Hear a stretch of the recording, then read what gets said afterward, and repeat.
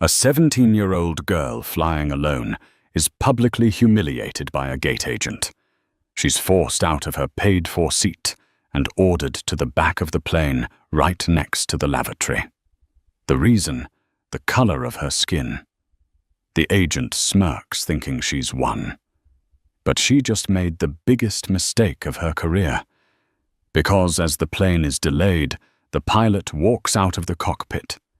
His face like thunder. He scans the cabin, finds the girl, and seconds later, he recognizes her father's name. And that's when the hard karma begins. The air in Hartsfield-Jackson Atlanta International Airport concourse was thick with a familiar cocktail of anxiety and stale Cinnabon. 17-year-old Maya Washington clutched the strap of her backpack, the worn canvas, a familiar comfort. This was her first time flying solo. Not just solo, but flying towards her future, a prestigious summer STEM program at MIT, a scholarship she had bled, sweat, and coded for. Her phone buzzed. A text from her dad, landed at Logan. Maya smiled. Still in Atlanta. Dad. Flight 714 doesn't board for 30 minutes. You're 3 hours early. A good general is always early. Check your 6. Be smart. Call me when you land. Love you. Love you too. Her father, James Washington, was a man of precision, a retired 2-star general who now ran a high-level logistics consultancy. He had raised her with a gentle but firm code: be prepared, be respectful, and never, ever let anyone make you feel small. She approached the podium for Apex Air Flight 714 to Boston. Her ticket, purchased months ago, was for 8A, a window seat in the Comfort Plus section. Her dad had insisted. "You've earned a little leg room," he'd said. The gate agent, a woman in her late 40s, with a severe blonde bob and a name tag that read Susan Miller, was typing furiously, her face a mask of sour disapproval at the world. "Next," she snapped, not looking up. Maya stepped forward. "Hi. I just have a quick question about..." Susan Miller's eyes flicked up, taking in Maya's dark skin, her neat braids, and her NASA hoodie. The agent's thinly penciled eyebrows rose in a look that wasn't quite a sneer, but wasn't a smile either. "Question about what boarding hasn't started." "Oh, I know," Maya said politely, holding out her phone with the digital boarding pass. "I just wanted to confirm my seat 8A. Susan's fingers stopped typing. She looked at Maya, then at the screen, then back at Maya. A slow, unpleasant smile spread across her face.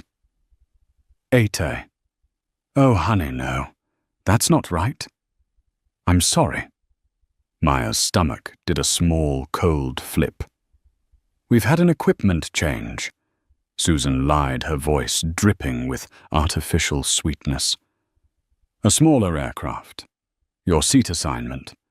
It's been voided. Voided? But I have a confirmation. Everyone has a confirmation, dear, Susan said, cutting her off. She began typing the clack, clack, clack of the keys, sounding like tiny hammers of doom. The system has reassigned you. It's just what happens. She ripped a piece of flimsy paper from the printer. Here. Maya looked at the new boarding pass. Seat 34E. 34E, Maya said, her voice rising slightly. That's the last row. In the middle. That, Susan said, her voice turning to steel, is the only seat we have available for you. We need to reserve the premium cabins for our actual platinum members and full fare passengers. The implication was clear. You are not one of them. You don't belong here. A man behind Maya, A large man in a business suit huffed impatiently. "Can we get this moving?" "Ma'am, please," Maya pleaded, feeling her face heat up with embarrassment. "My father paid for 8A. I have the receipt. It's—" "You are holding up the line," Susan snapped. Her gaze was cold, triumphant. "Your choice is simple. You can take seat 34E, or you can take the next flight, which might be tomorrow. What's it going to be?" All the eyes in the boarding area seemed to be on her. The businessman, the college students, the family with the screaming baby.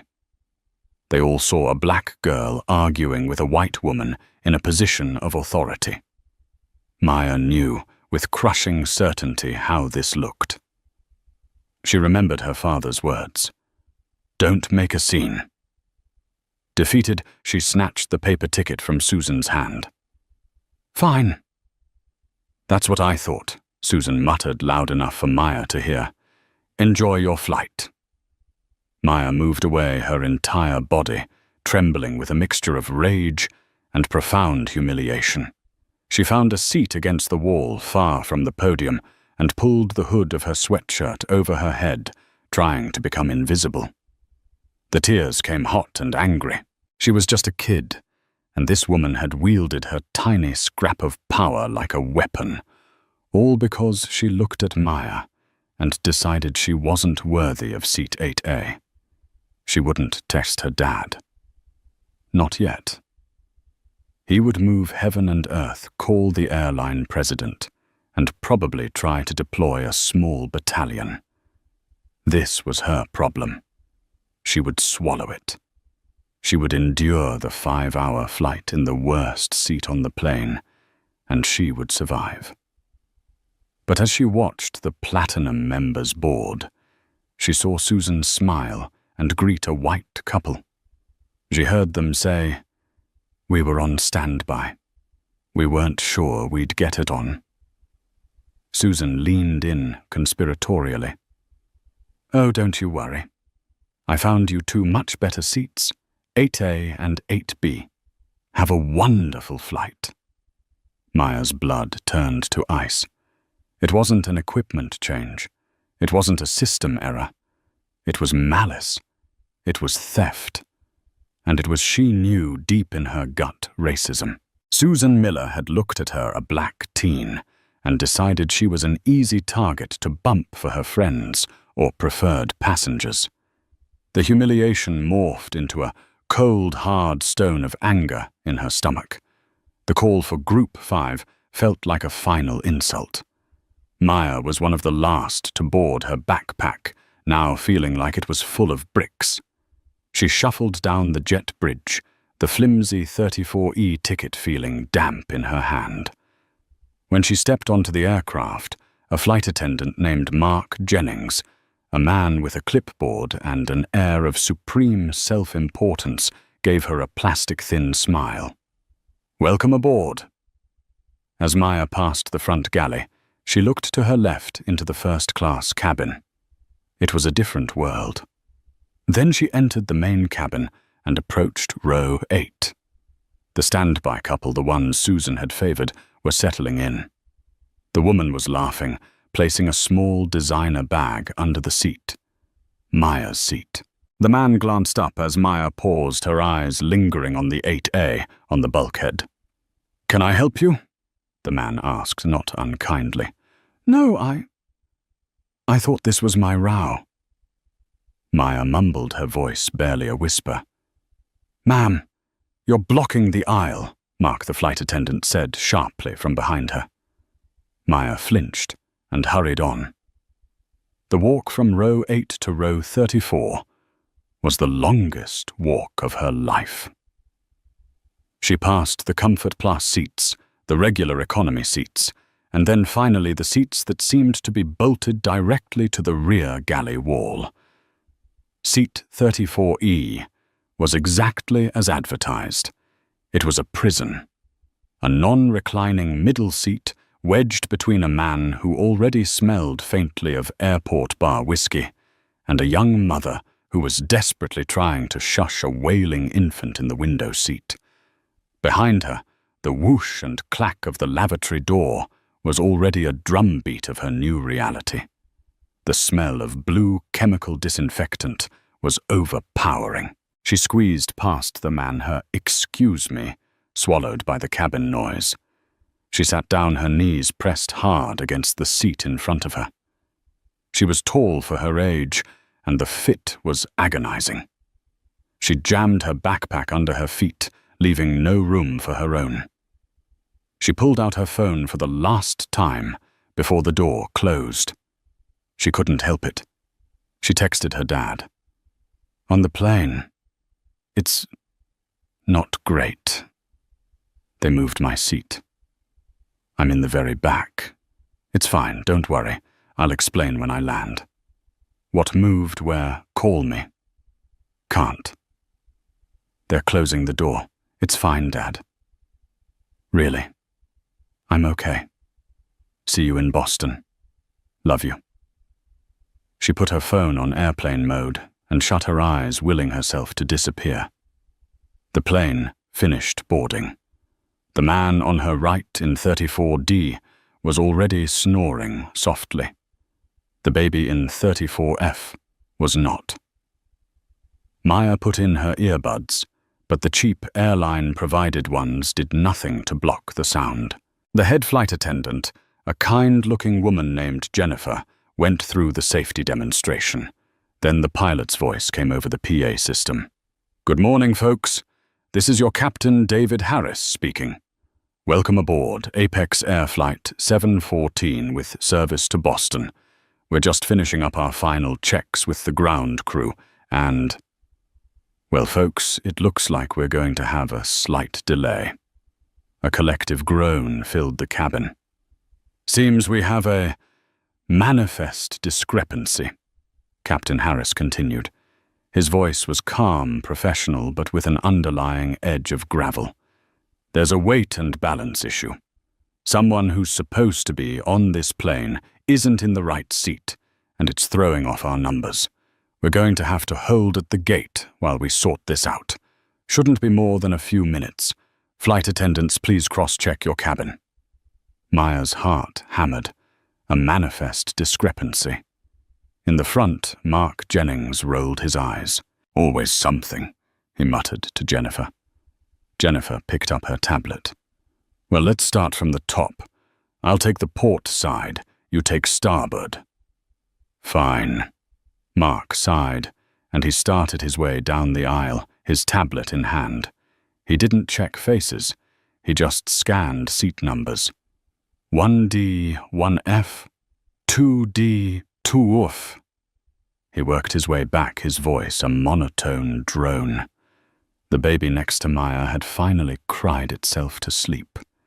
The man in 34D was now leaning onto Maya's shoulder in his slumber. She sat pinned, miserable and trapped.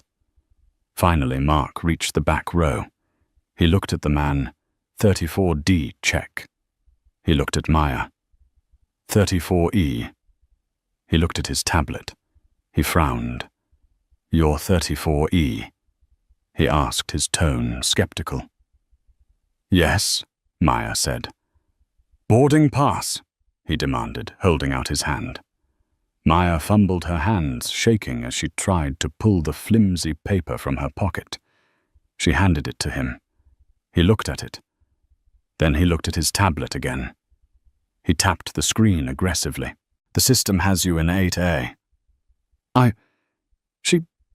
The gate agent," Maya stammered. "Susan Miller.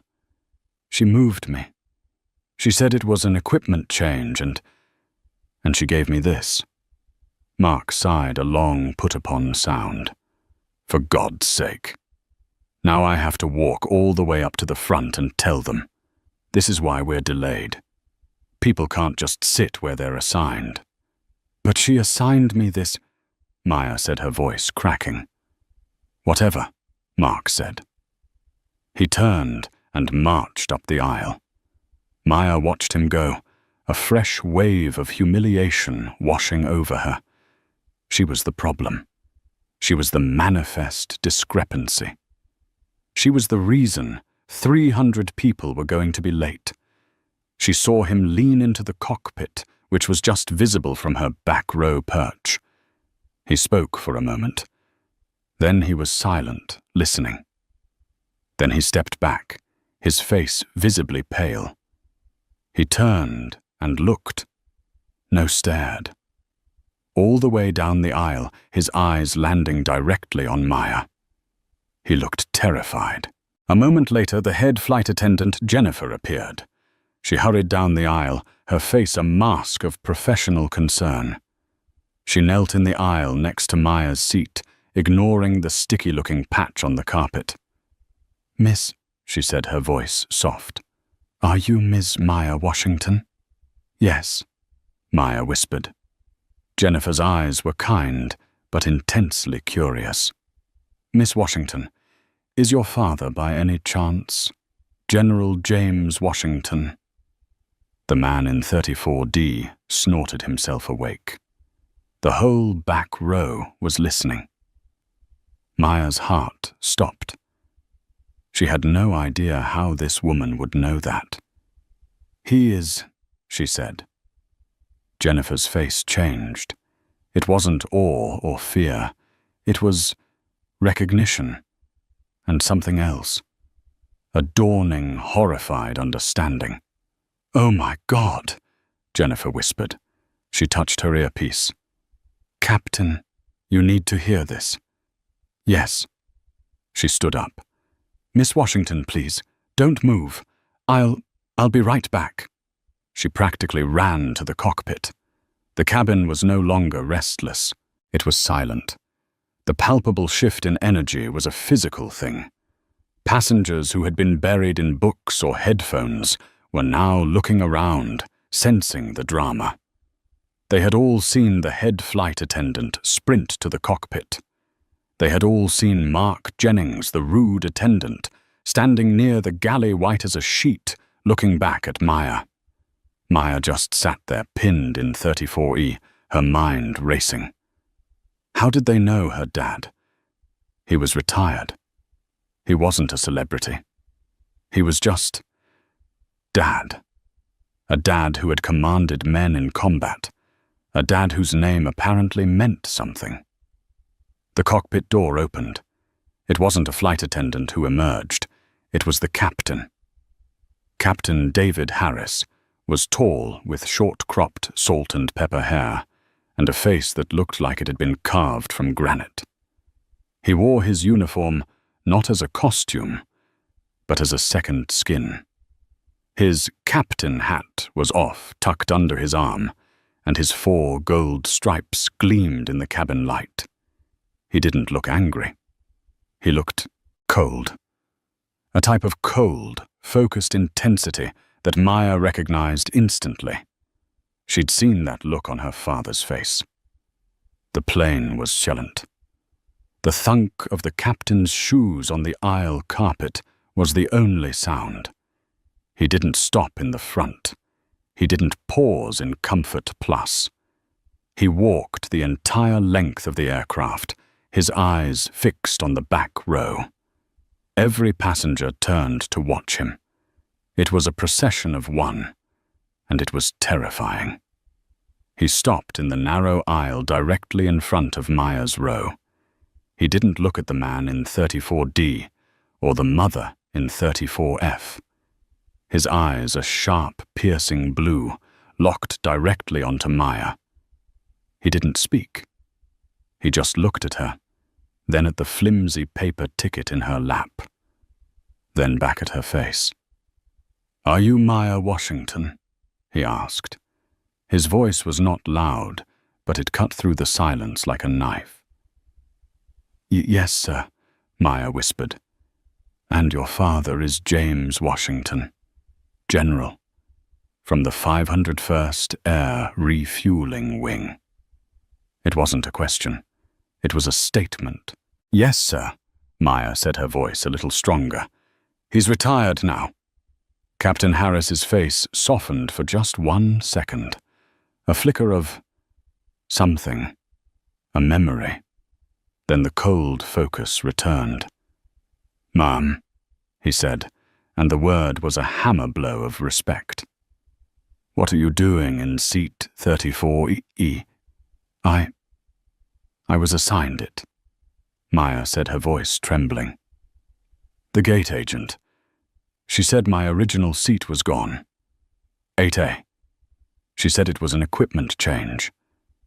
She put me here." The captain's eyes flicked to the lavatory door, then to the non-existent space between Maya's knees and the seat in front of her. His nostrils flared, taking in the smell of disinfectant and stale air.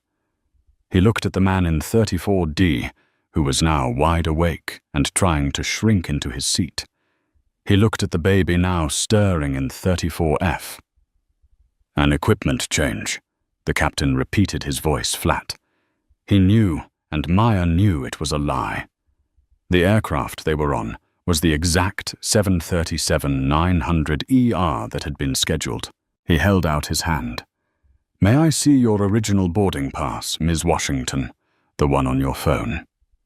"And the one the agent gave you?" Maya's hands were shaking so badly she almost dropped her phone.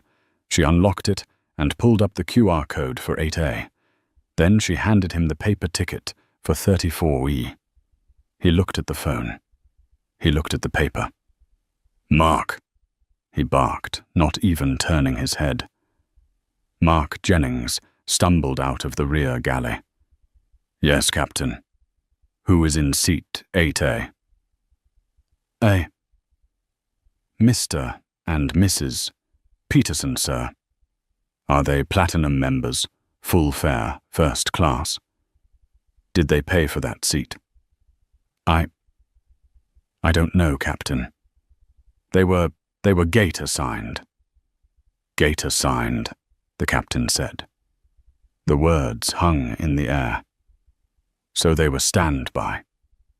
I assume so, sir," Mark stammered. Captain Harris turned his gaze back to Maya. It was gentle now. "Ms. Washington. Your father, General Iron Hand Washington. He was my commanding officer at Kandahar. He's the reason my unit made it home. He's the reason I'm alive." Maya's jaw dropped. "A general's daughter does not sit in the back row middle seat on my aircraft," Captain Harris said, his voice rising now, meant for the entire cabin. "Not while I am in command." He held out his hand to her. "Ma'am, on behalf of Apex Air, I apologize. This is not how we do business. Please come with me." The man in 34D practically climbed the wall to get out of the way. Maya, stunned, took the captain's hand. He helped her into the aisle. "Grab your bag," he said. She fumbled for her backpack. He took it from her, slinging the NASA-themed bag over his own broad, uniformed shoulder, as if it weighed nothing. And then, in front of 300 passengers, Captain David Harris began to escort Maya Washington, the 17-year-old girl he'd found in the worst seat on the plane, back up the aisle. The walk of shame was now a walk of honor. The passengers stared, speechless. Some were already filming on their phones. As they passed row 8, the captain paused. He looked at the standby couple in 8A and 8B. They looked terrified. "Sir, ma'am," he said to them, "you're in the wrong seats. We'll sort this out. But for now, stay put." He didn't take her to 8A. He didn't take her to Comfort Plus. He walked her straight past the galley, through the curtain, and into the first-class cabin. He stopped at seat 1A, a large plush leather seat with its own TV screen and more legroom than Maya's bedroom. "This was my jump seat reserved for a deadheading pilot," he said. He missed his connection. "It's now yours, Ms. Washington." He placed her backpack carefully at her feet. "Jennifer," he called. The head flight attendant was right there. "Captain, Ms. Washington will be our guest in 1A. She gets whatever she wants. Pre-departure beverage, hot towel, the full service. Do you understand me?"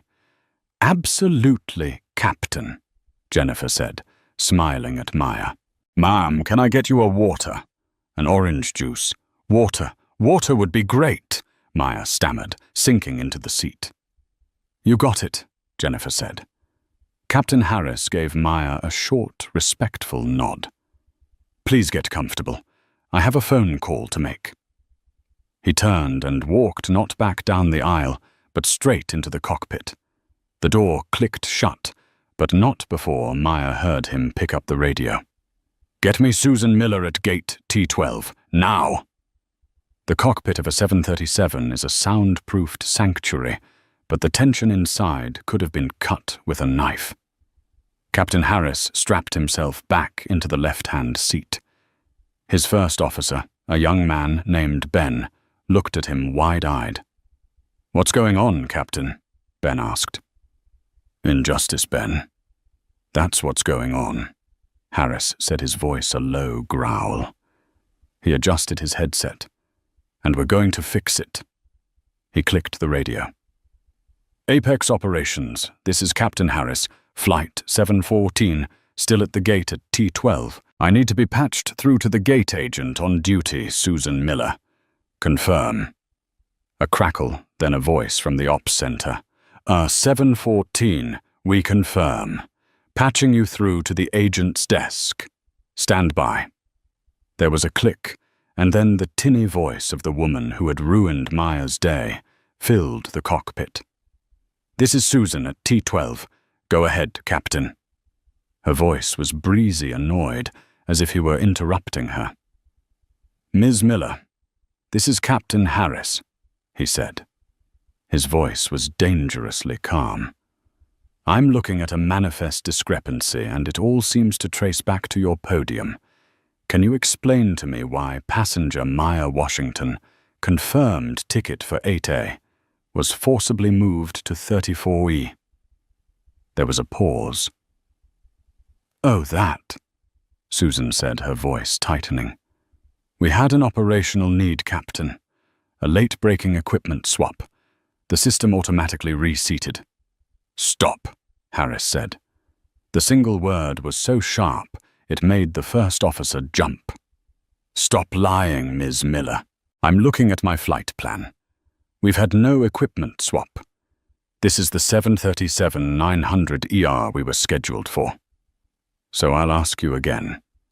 Why did you move a confirmed, full-fare, premium cabin passenger to put a non-revenue standby couple in her place? The silence on the other end was deafening. Captain, I don't know what you mean, Susan stammered. The Petersons. They were friends of yours, Susan, weren't they?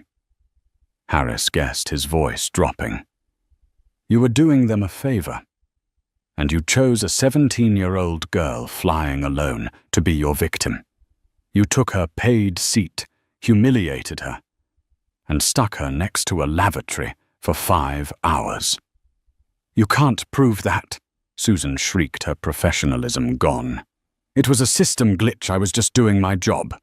You pilots think you run the show, but... Ms. Miller, Captain Harris interrupted, his voice now pure ice. I am the show. My name is on the side of this aircraft, and I am the final authority for the safety and well-being of every passenger on it. And you, ma'am, have compromised the integrity of my flight. You have committed at minimum passenger fraud by swapping a paid ticket for a non-revenue standby. And you did it, I suspect, based on the passenger's age and race. You can't say that that's slander. Is it? I have 300 witnesses who just watched me retrieve this young woman from the humiliation you forced on her. I have a flight attendant who will testify to your rudeness at the gate, and I have the passenger herself, Ms. Maya Washington. He paused, letting the name hang in the air again. And perhaps, Ms. Miller, you're not aware. But Ms. Washington is the daughter of General James Iron Hand Washington, a man I served under, a man who is, shall we say, a very high-value consultant for this airline's new DoD cargo contracts. The radio went completely, utterly silent. The whoosh of the air conditioning was the only sound. Susan Miller was for the first time speechless. She was realizing she hadn't just bullied a teenager. She had kicked a hornet's nest. A very, very big hornet's nest. "Captain. Harris." Susan's voice was a reedy whisper. I was just... I can fix it. I can move the Petersons." "You will do nothing, Ms. Miller," Harris commanded. "The Petersons are staying in 8A and 8B for the duration of this flight. They will be interviewed by corporate security upon landing in Boston, as will you. Your terminal access is revoked, effective now. You are to be relieved of your post. A supervisor is already on their way to your gate. Do you understand me?" My job. Your job is the least of your worries, Ms. Miller. You messed with the wrong passenger, and you messed with the wrong captain. Harris out." He clicked off the radio and turned to his first officer. Ben, who looked like he'd just seen a ghost. "Ben," Harris said, all business. "Run the pre-flight check. We're already late. Let's get this bird in the air." "Yes, Captain." Harris then clicked the PA for the cabin. "Folks, this is your captain again. My sincere apologies for the delay. We had a serious personnel matter that needed to be addressed. It has been. We are now cleared for departure. Flight attendants, please prepare the cabin for takeoff." In 1A, Maya was holding a cold bottle of water, a hot towel resting on her hands. Jennifer, the head FA, had also brought her a small box of first-class chocolates. "You okay, honey?" Jennifer asked softly. Maya looked up, her eyes still wide. I think so. Did all that just happen?" "It did," Jennifer said, her eyes glinting with a fierce satisfaction. "And let me tell you, Susan Miller at that gate has had this coming for a long, long time. We've all filed reports. You were just the final straw. You should be proud. You're tougher than you look, Ms. Washington." For the first time all day, Maya smiled. A real, genuine smile. "My dad says that, too." The flight to Boston was for Maya surreal. The 5-hour journey she had been dreading was now comfortable. More than comfortable. She had watched a movie, eaten a surprisingly delicious meal of chicken piccata, and had a small, warm molasses and chocolate chip cookie for dessert. Jennifer was attentive and kind, checking on her regularly. But the real drama was still unfolding. The ripple effect of Captain Harris's actions spread through the plane. The standby couple. The Petersons in 8A and 8B were in a state of quiet panic. They knew they were in trouble. They had accepted the seats from their friend, Susan, knowing it was a bit naughty, as Mrs. Peterson put it. They didn't speak. They didn't order drinks. They just sat rigid for the entire flight, awaiting their fate. The rude flight attendant, Mark Jennings, was a ghost. His public dressing down by the captain, followed by the captain's retrieval of Maya, had shattered his bravado. He was relegated by Jennifer's quiet but firm order to the rear galley. He didn't serve passengers. He washed plastic cups and restocked the soda drawer. His career, he knew, was on thin ice, and he had a terrifying meeting with Captain Harris to look forward to on the ground. Every time a passenger used the rear lavatory, they saw him hiding in the galley, his face a mask of shame. The passengers. The plane was abuzz. The story passed in whispers, and over the in-flight chat system had spread. The girl in 1A. She was shoved in the back. The pilot knows her dad. An army general. The gate agent got fired. On the radio, phones that had filmed the captain's walk were re-watching the footage. Maya was now an urban legend, a symbol of justice. When she got up to use the first-class lavatory, the people in the front of the main cabin smiled at her. An older black woman in row 4 reached out and touched her arm as she passed. "You hold your head high, child," she whispered. The captain, Captain Harris, remained in the cockpit. He was flying the plane. But he had also been busy on the secondary radio communicating with Apex Corporate. He had filed a formal incident report known as a captain's report, which in the airline world carries the weight of a legal affidavit. He detailed in precise military-like language Susan Miller's actions, the clear evidence of discrimination and the fraud. He attached the names of the standby passengers and the flight attendant Mark Jennings as co-parties to the incident. He was, as he had told Maya, building a case. Her father had taught him to never enter a battle without overwhelming force.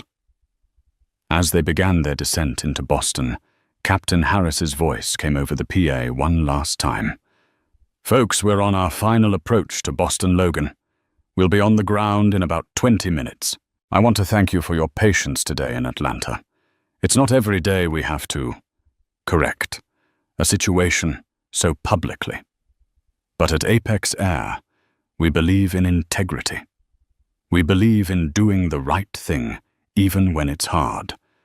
And we believe that every single passenger from 1A to 34F deserves to be treated with dignity and respect." His eyes, Maya imagined, were on the plane's small rear-view camera, looking right at Mark Jennings. "On a personal note," he continued, "we have a very special guest in 1A today, Ms. Maya Washington. She's on her way to a prestigious STEM program at MIT. She's the kind of future we should all be supporting. We wish her the best of luck." The plane applauded. It started in the front and moved back. A warm, genuine round of applause. Maya's face turned bright red, but she was smiling, her eyes shining. "We'll be at gate B24, the captain concluded. "And as a final note, I will be deplaning first along with Ms. Washington to greet some people waiting for us. The rest of you please remain seated. Thank you for flying Apex Air." This was not standard procedure. The cabin buzzed again. Greet who? Maya's heart hammered. Her dad. Her dad was going to be at the gate, and he was going to be there with the captain. This was far from over. The plane touched down at Boston Logan with the gentle precision only a former military pilot can achieve. As it taxied to the gate, Maya gathered her things, her hands shaking again, but for a different reason. The seatbelt sign pinged off. "All passengers, please remain seated," Jennifer's voice announced. "The captain will be deplaning first." The jet bridge connected with a heavy thud. The cockpit door opened, and Captain Harris emerged, his hat now firmly on his head. He nodded to Maya. "Ready, Ms. Washington?" "Ready, Captain," she said. He walked to the main aircraft door and waited as the ground crew opened it. He stepped into the doorway, looked out, and then a slow, respectful smile spread across his face. "He's here," he said to Maya. He stepped onto the jet bridge. Maya followed her backpack on. Waiting in the gate area just beyond the podium stood two men. The first was a man in an expensive but rumpled suit, his face pale and sweating. He held a tablet and was shifting his weight nervously, looking for all the world like a man about to face a firing squad. This, Maya guessed, was the Apex Air corporate representative. The second man was her father. General James Iron Hand Washington, retired, was not in uniform. He was in a simple pair of jeans, a black polo shirt, and a light jacket. But he stood with a stillness that seemed to draw all the light in the terminal toward him. He was tall, powerfully built, and his face was calm. It was the calm of a man who has seen true chaos and finds it unimpressive. He was not looking at the suit. He was looking at the plane. His eyes found Maya. The calm broke, and a warm smile lit his face.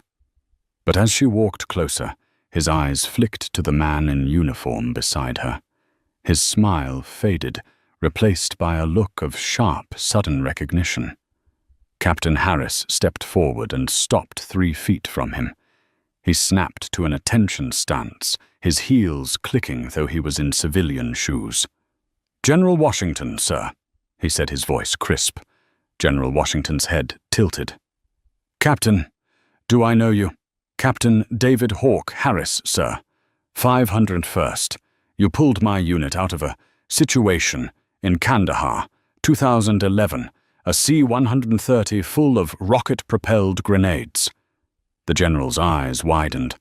"Hawke Harris, my godson." He broke his stance and stepped forward, pulling Harris into a bone-crushing hug. "I thought you'd re-upped. You're flying." It's a living, sir." Harris smiled, clapping the general on the back. "And I had the distinct honor of flying your daughter today." The general released him and turned to Maya, pulling her into a hug that threatened to crack a rib. "You okay, baby girl?" "Your text." "I was worried." "I'm okay, Dad. Really. I am." "She's more than okay, sir." Captain Harris said, his voice turning serious. "But we had a problem in Atlanta, a problem I need to discuss with this gentleman." He turned to the man in the suit who flinched. "Mr. Davies," Harris said, "this is General Washington, and this is his daughter, Maya." Mr. Davies, the Apex Air Boston station manager, looked like he was about to be sick. "General Ms. Washington, on behalf of Apex Air, I cannot apologize enough. What you experienced was... It was what Mr. Davies," General Washington asked, his voice soft. "It was racist, sir," Mr. Davies said, choosing his words carefully.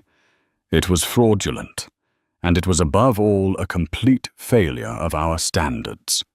"Yes, it was," the general agreed, his voice still quiet. "So what are we doing about it?" "Captain Harris's report was thorough," Davies said, wiping his brow. "We pulled Ms. Susan Miller's file before the plane was even at cruising altitude. This wasn't the first time. It was, however, the most egregious, and the last." "So she's suspended?" Maya asked, finding her voice. Mr. Davies looked at General Washington, then at Maya. "Ms. Washington, Susan Miller, was terminated for cause before your flight crossed the Carolina state line. Her security access was revoked, and she was escorted from the Atlanta airport by Port Authority police." "Good," Captain Harris said. "But it's a bit more than that," Davies continued, his voice dropping. "It seems Ms. Miller wasn't just a bigot. She was running a scheme, trading premium seats for cash for gifts. The standby couple, the Petersons, were not her friends.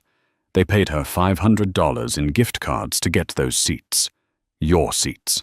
They are currently being interviewed by the Massachusetts State Police, as is our flight attendant, Mr. Jennings, who we believe was her accomplice on the aircraft, looking the other way for a cut." Maya and her father stared, stunned. This was bigger than one act of racism. This was a criminal conspiracy. "So the hard karma," General Washington said, "is that she wasn't just fired for being a racist. She was arrested for being a criminal." "Yes, sir," Davies said. "Fraud, wire fraud, and several other charges are being discussed. Apex is pursuing this to the full extent of the law. It's one thing to be a terrible person. It's another to steal from the company and our passengers." The 737 connected with the jet bridge at Boston Logan Gate, B-24, with a heavy final thud. The ding of the seatbelt sign was followed almost instantly by the authoritative voice of Jennifer, the head flight attendant, cutting through the cabin. "All passengers," Please remain seated. The captain and our guest in 1A will be deplaning first. We will begin general deplaning shortly. Thank you for your patience." The cabin, which had been buzzing with the sound of unbuckling belts and zipping bags, fell into a confused silence. Passengers craned their necks, their curiosity palpable. They had been audience to a drama, and they were not being allowed to leave before the curtain call. In the first-class cabin, Captain David Harris emerged from the cockpit, his hat now set firmly and squarely on his head. He looked every inch the man in command. He paused at 1A, where Maya was already standing, her backpack slung over one shoulder. "Ready, Ms. Washington?" he asked. His voice was all business, but his eyes were kind. "Ready, Captain?" Maya said, her voice small but firm. He nodded once, then walked to the main aircraft door. He didn't wait for the gate agent to open it. He unlatched it himself with a decisive thwack of the lever. The cool, stale air of the jet bridge rushed in. Captain Harris stepped into the doorway, his broad shoulders filling the frame. He looked out, and his entire posture changed. He wasn't a pilot anymore. He was a soldier. He took a half step back, his body language shifting to one of profound respect. "He's here," he said, just loud enough for Maya to hear. He stepped fully onto the jet bridge. Maya followed her heart, hammering against her ribs like it wanted to escape. The jet bridge was long, sterile, and lit with unflattering fluorescent lights. At the end, where the carpet of the terminal began, stood two men. One man was the physical embodiment of corporate panic. He was in his late 50s, his expensive suit rumpled from a day of stress, his tie loosened. He was already sweating, dabbing at his upper lip with a handkerchief, and clutching a tablet computer like it was a shield. His eyes, wide and nervous, darted from the plane to the terminal and back. The other man was an island of perfect, terrifying calm. He wasn't in uniform. He was in a simple black polo shirt, dark jeans, and a light jacket. But he stood with a stillness that seemed to suck all the anxious energy out of the air. He was tall.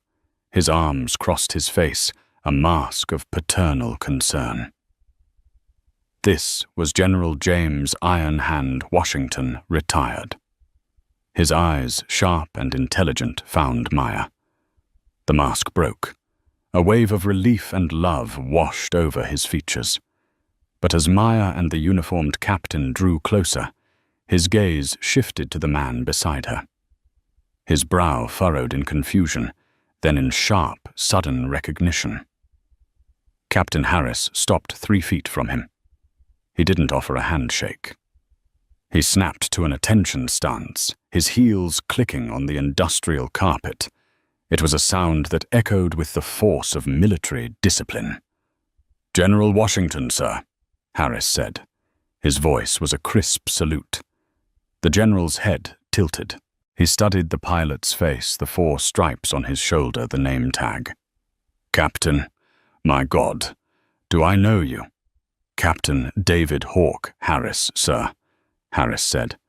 501st Air Refueling Wing, Kandahar, 2011. You pulled my C-130 crew and a very problematic cargo out of the fire when our engines got shot to hell. I was the co-pilot. The general's face split into a disbelieving grin. Hawke Harris, I'll be damned." He broke his stance and stepped forward, grabbing Harris in a sudden bone-crushing hug. "Son, I thought you'd be flying an F-35 by now, not a bus." "It's a living sir," Harris said, laughing as the general clapped him on the back. "And a good one. But I had the distinct honor, and I do mean honor, of flying your daughter today." The laughter vanished. The general released Harris and turned to Maya, pulling her into a hug that felt like a fortress. You okay, baby girl? Your text. It had me worried. I've been on the phone with Apex for 3 hours. I'm okay, Dad. Really, I am. Now. She's more than okay, sir. Captain Harris said, his voice becoming a low, dangerous growl. He turned, and all three of them, the general, the captain, and Maya, fixed their gaze on the sweating man in the suit. We had a problem in Atlanta, Harris stated. A problem I need to discuss with this gentleman. He just purred. Mr. Davies, I presume the Boston station manager. Mr. Davies, the man in the suit, looked like he was about to faint. He practically stumbled forward. Yes, Captain, yes. General Washington, Ms. Washington. He held out a trembling hand, which the general completely ignored. On behalf of Apex Air, Davies stammered, I cannot... We are profoundly, profoundly sorry. What you experienced, Ms. Washington, it was unacceptable. It's not who we are. Stop, General Washington said. The word was not loud, but it had the flat, absolute authority of a command that expected to be obeyed. Mr. Davies's mouth snapped shut. Mr. Davies, the general said, his voice soft, cold, and utterly devoid of emotion. I've heard a lot of apologies in my career. They're wind.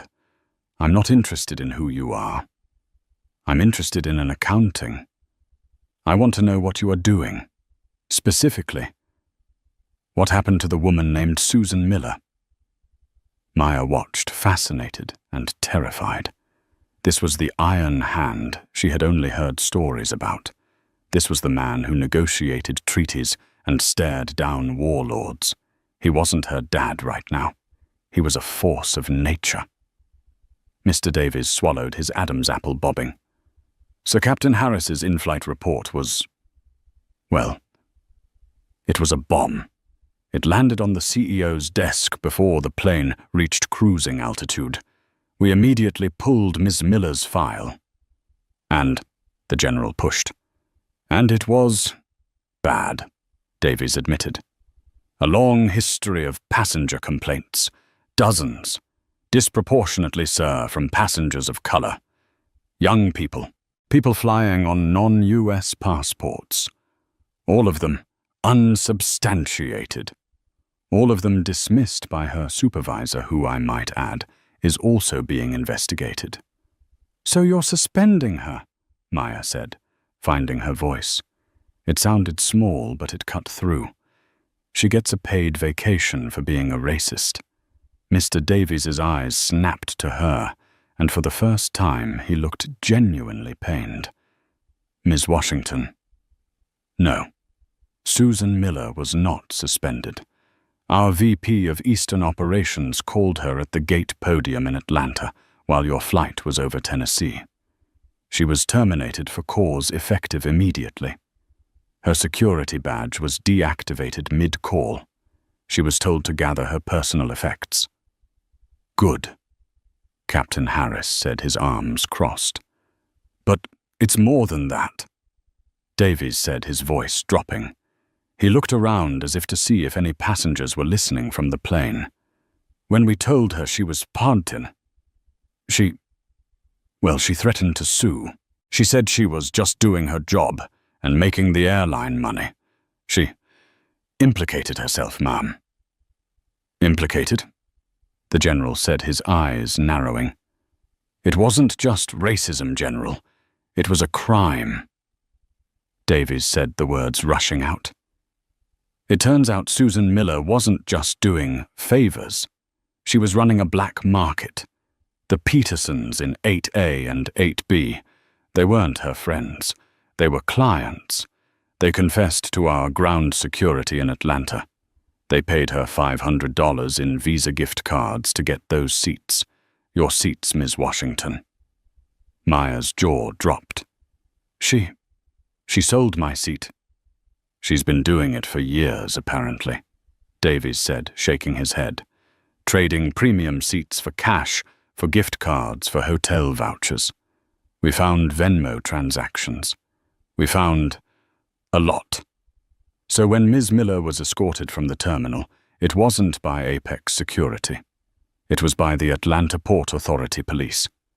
She is currently in custody, sir. In custody, the general repeated, tasting the words. Yes, sir. The Atlanta DA is enthusiastic. They're talking wire fraud, theft by deception, and because it's an airport, they're even looking at federal charges. The karma, sir. It's as hard as it gets. She wasn't just fired for her bigotry. She's going to jail for her greed. A long silence settled over the jet bridge. Maya let out a breath she didn't even know she was holding. It wasn't just justice. It was consequence. Captain Harris broke the silence. And the flight attendant, Mark Jennings. Davies's face soured. Mr. Jennings, her inside man. His file was just as bad. We believe he was her accomplice on the aircraft, confirming the illegal seat swaps handling. Or mishandling. The passenger complaints to make them go away. He got a cut. His employment is also terminated. We've flagged his file with the FAA and all other major U.S. carriers. He's finished. He will be lucky if he isn't named as a co-defendant in Ms. Miller's fraud case. And the Petersons? Maya asked. Banned from Apex Air for life, Davies said instantly, and they're cooperating very fully with the Atlanta PD to avoid being charged as accessories. They sang like canaries. Finally, Mr. Davies looked like he could breathe. He had delivered the payload, and it had been satisfactory. He moved into the final phase of his mission. General Ms. Washington, our CEO, Mr. Chen, has been on the phone with your father, sir. He's already approved this. He handed a thick, expensive-looking envelope to Maya. That is a full cash refund for your flight. That is also a certified check for $10,000, made out as a donation in your name to the MIT STEM program you're attending. He handed a second, smaller envelope to the general. And for you and your family, sir, 1 million loyalty miles, and Mr. Chen's personal cell phone number. He would also like to personally fly to Boston tonight to apologize to you both. The general held up a hand. That won't be necessary, Mr. Davies. What is necessary is that you fix your broken system. This thing with Miller grew because no one was watching. The complaints were ignored. Fix it. Yes, sir, Davies whispered. We are. The general's iron hand persona finally melted away. He turned to Captain Harris, and he was just a father again. A grateful one. Hawk, he said, his voice thick. You did more than fly a plane today. You took care of my little girl. I just followed the code, sir, Harris said, standing a little taller. You taught us yourself. Never leave a soldier behind. She's your daughter. She's family. And we don't leave family in 34E. Maya finally understood. Captain Harris hadn't just helped her because he was a good man. He had helped her because he was one of her father's men. He was a member of the same tribe, bound by the same code. He was an extension of her father's own protective will, a guardian she never knew she had. She stepped forward past her father. Thank you, Captain Harris, she said, her voice clear and strong. You saved me. Not just the seat. You made me feel seen. Captain Harris gave her a formal, respectful nod, but his eyes were warm. It was my honor, Ms. Washington. Now go show MIT what you're made of. General Washington put his arm around Maya's shoulder, pulling her close. Let's get your bags, baby girl. We're burning daylight. They turned and walked away, a father and daughter leaving the chaos behind them. Mr. Davies left alone with the pilot, let out a shaky sigh and wiped his forehead. My God, Captain. Thank you.